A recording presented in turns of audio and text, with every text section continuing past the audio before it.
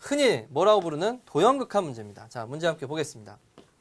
자, 뭐 이렇게 장황하게 많이 쓰여 있습니다. 예, 여기에 극한 값을 구해야 되는데 G세타하고 F세타 구하라는 거거든요. 결국에는 넓이 구해야 되는데, 자, 도형 함께 보면서 생각해 봅시다. 이겁니다. 어느 게 F세타고 어느 게 G세타죠? 자, 요게 F세타입니다. 요만큼이 요게 G세타입니다.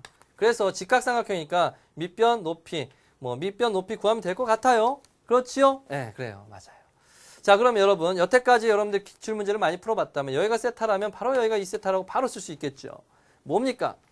이등변 삼각형이죠. 요 길이하고 요 길이가 반지름의 길이로 같아요. 얼마로? 예, 반지름의 길이가 1입니다. 왜? AB가 2라고 그랬으니까 AB가 2라고 그랬으니까 요 길이가 1이에요. 바로 끝난 게 있어요. 이렇게 되면 뭐가 돼요? 그럼 여긴 코사인 세타가 되겠죠. 그럼 이 길이는 뭐가 돼요? 예, 사인 세타가 된다는 건 뭐 여기까지는 별 무리 없이. 그래서 F세타가 금방 구해졌어요. 2분의 1 밑변 곱하기 높이 사인 세타 곱하기 코사인 세타더라. 이렇게 된다는 걸 알 수 있었고요. 자, 문제는 얘군요. 이 G세타를 어떻게 구할까요? 그렇다면 이 길이 PR과 RQ를 좀 구할 수 있으면 좋을 텐데 라는 거죠. 어떻게 하면 될까요?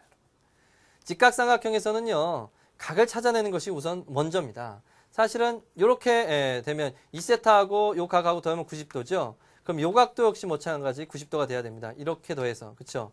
그럼 이 각이 얼마가 돼야 될까요? 이 각, 즉 RQP, PQR, 각 PQR이 바로 2세타라는 것이 이 문제의 풀이의 가장 큰 핵심이 되겠네요. 그래서 여기가 2세타가 된다라는 것을 알 수 있죠.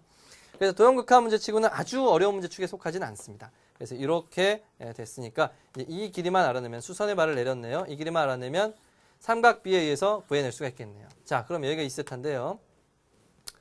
자, 됐고. 그러면 이렇게 X축으로 잡고 이렇게 Y축으로 잡아 놨다면 이 P의 점은 어떻게 쓸 수가 있을까요? 반지름의 길이가 1이니까 여기는 여기 중심각 2세타죠. 요 각이 그러니까 코사인 2세타, 바로 사인 2세타라고 쓸 수 있을 겁니다.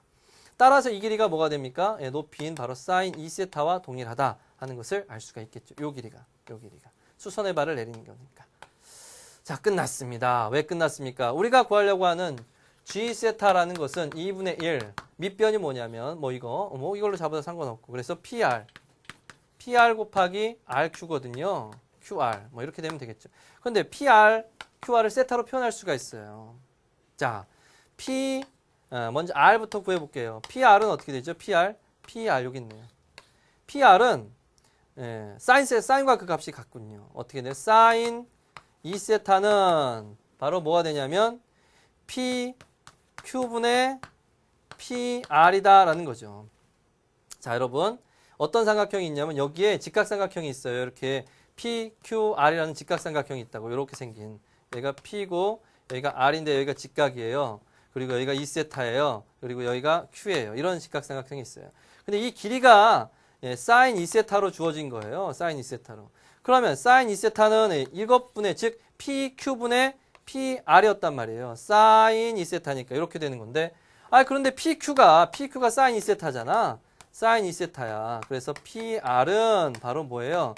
PR은 사인 2세타의 제곱이에요. 그래서 선생님 그냥 쓸 거예요. 사인 2세타, 사인 2세타로 쓸게요.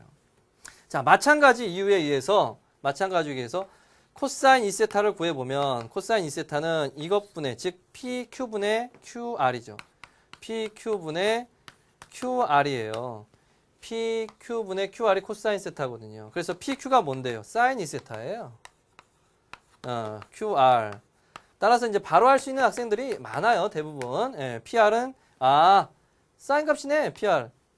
RQ? RQ 구해야 돼? QR? 코사인 값이네. 이렇게 바로 가는 학생들도 있는데 이게 익숙하지 않으면 매우 시간이 많이 걸리지는 않지만 귀찮은 면이 있죠. 그래서 익숙해지는 것도 좋은 방법입니다. 그래서 PQ, QR이 이렇게 구해졌습니다.